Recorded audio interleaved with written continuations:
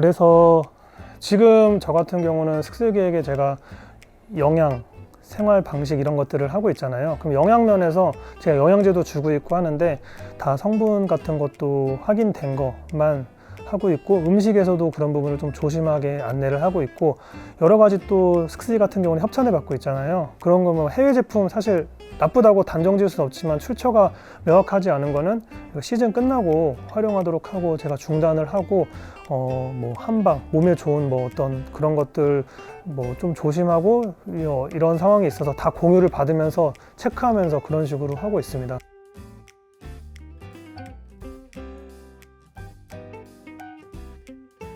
안녕하세요, 온미야 케케코입니다. 오늘 주제는 도핑입니다. 운동선수가 좋은 성적을 목적으로 뭐 약물이나 뭐 방법이나 기술을 조금 이렇게 하는 거죠. 좋은 약을 먹거나 어떤 좋은 기술을 하거나, 심지어는 요즘은 유전자 조작까지 해가지고 경기력 향상 같은 거에 조금 치트키를 쓰는 거죠. 제가 샌드투 게임즈에서 이 주제를 다루게 된 이유는, 샌드투 게임즈가 스크스기가 게임즈를 갔으면 하는 바람에서 제가 여러 가지로 노력하는 그 여정을 보여주는 거잖아요. 근데 만약에 의도치 않은 도핑에 걸리게 되면 얼마나 억울하겠어요. 근데 그럴 수 있는 상황이 우리 엘리트 선수들 혹은 생활체육인인데 뭐 어떤 대회를 나갈 수 있는데 그런 상황에 노출이 될 수 있다는 겁니다. 그래서 오늘 도핑에 대해서 저희 수준에서 우리 생활체육인 엘리트 선수들 중에서 좀 알아서 주의해야 될 점을 조금 짚으려고 영상을 촬영하게 됐습니다. 보통 이렇게 얘기하죠. 약했네, 스테로이드 꽂았네, 뭐 약 빨았네, 뭐 이런 식으로 얘기하는데, 그렇게 생각하면은 도핑에 걸리는 성분들이 뭐가 있을 거라고 생각이 드세요? 잘 알려진 뭐 남성 호르몬이나 아니면 이뇨제 이런 것들이 있다고. 잘하시네요. 이뇨제 같은 경우도 오줌 싸게 해주는 거잖아요. 근데 그런 게 왜 그러냐면은 빨리 소변을 내가게 해줘가지고 감추게 하는 데 되니까 불법 약물을 사용하는데 감추는 데 도움이 되기 때문에 도핑 성분에 들어있고, 흔히들 남성 호르몬, 유사체, 아나볼릭 스테로이드 를 떠올리시는데, 이 도핑 성분에는 지금 S 숫자 붙어 있는 것들이 큰 카테고리예요. 한 10가지 되죠. 근데 보시면은 상시 금지라고 써 있는 것도 있고, 그러니까 항상 금지한다는 거죠. 경기 중과 상관없이. 그럼 또 밑에 중간에 보면은 경기 기간 중에 금지하는 게 있고, 그러니까 어떤 거는 경기 기간 중에 아니면은 어떤 다른 좋은 목적으로 사용한다고 하면 도핑에 걸리지 않는 거죠. 그러니까 일단은 여러분들이 아셔야 되는 게, 이런 남성 호르몬 말고도 굉장히 여러 카테고리의 다른 종류의 경기력 향상에 쓰일 수 있는 종류의 그런 도핑 성분들이 있고, 항상 금지하는 게 있지만 경기 중에만 금지하는 게 있다.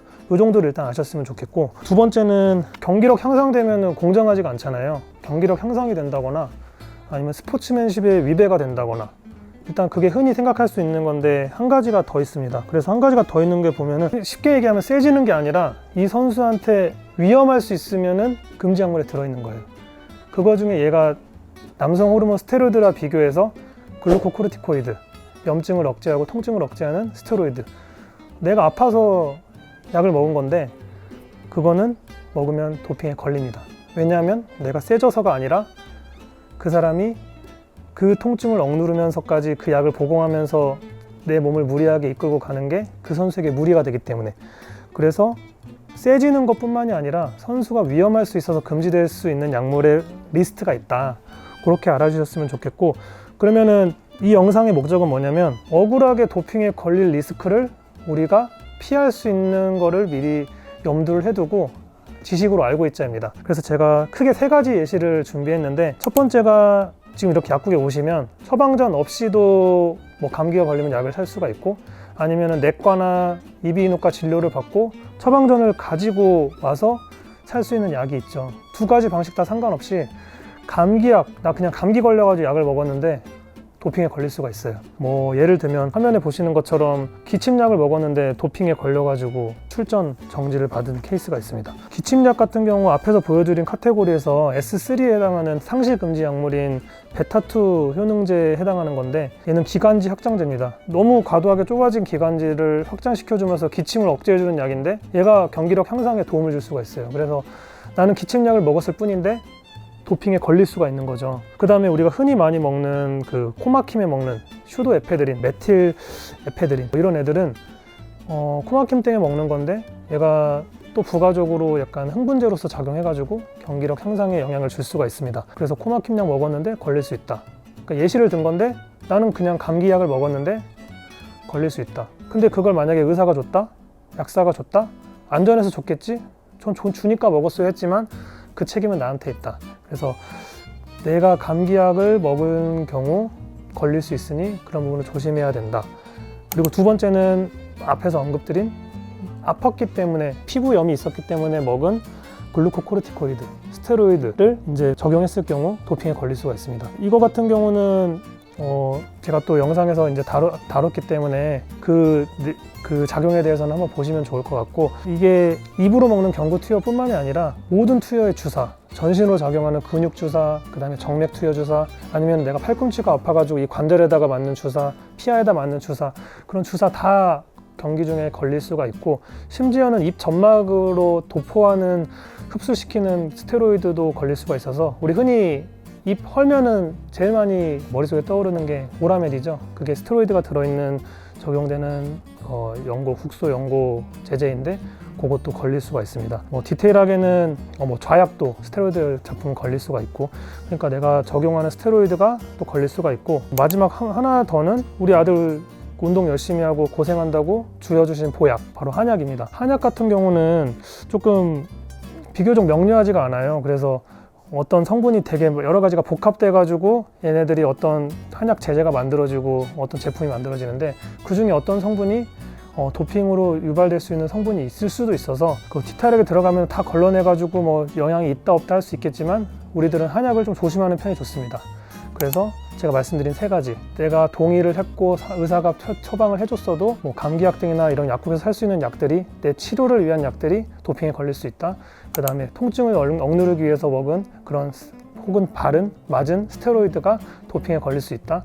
그 다음에 한약 제제는 어떤 게 들어있을지 모른다. 그래서 제가 추천드리는 거는, 내가 아파서 약을 먹었고 의사가 주고 약사가 줬어도 도핑이 걸릴 수 있는 점을 반드시 인지하고, 두 번째는 내가 사는 지역의 보건인들인 의사나 약사한테 내가 그런 상황에 있는 사람이라는 것을 알리고 조언을 구해야 됩니다. 저 이런 선수입니다. 저 이런 운동을 하는데 이런 대회를 나가겠습니다.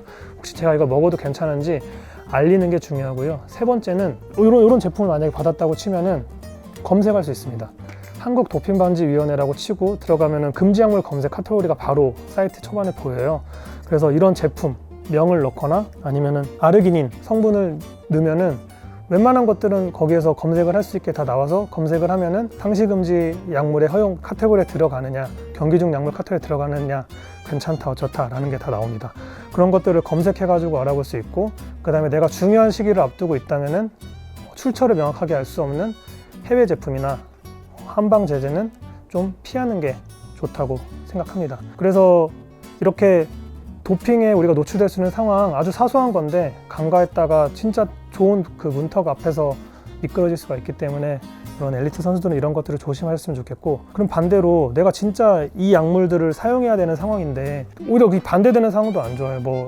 어떤 엘리트 선수들은 그러더라고요. 이거 먹으면 다 문제될지 모르니까 아파도 참거나 치료를 아예 안 하시는 분들이 있습니다. 그렇게 할 경우 굉장히 손해되는 거기 때문에 치료 목적 사용 면책이라는 TU이라는 제도가 있습니다. 이거를 신청을 하면은 그 선수가 금지 약물 또는 금지 방법을 사용할 그 의학적인 사유가 있는 경우에는 그거를 사용할 수 있게 허용해 주는 그런 제도가 있기 때문에, 내가 진짜 어떤 질병을 치료해야 된다거나 아니면은 꼭 그거를 치료를 해야지만 하는 상황에서는 이런 제도가 있다는 걸 생각해 주시고, 그냥 또 완전 반대편으로 가가지고 아무것도 이용 안 해가지고 오히려 본인이 손해보는 그런 상황에 되지 않도록 하셨으면 좋겠습니다. 그래서 지금 제가 이거 찍는 시점이 당장 내일 모레 세미파이널을 앞두고 있는데, 이런 먹는 거 사소한 것도 다 조심하셔야 되고, 그렇게 해서 본인이 목적 달성하시는 거 알아서 도핑이 괜한 발목을 잡지 않게 여러분들이 중요한 어떤 디데이에 맞춰서 그런 도핑 부분도 고려하셔가지고 준비를 하셨으면 좋겠습니다.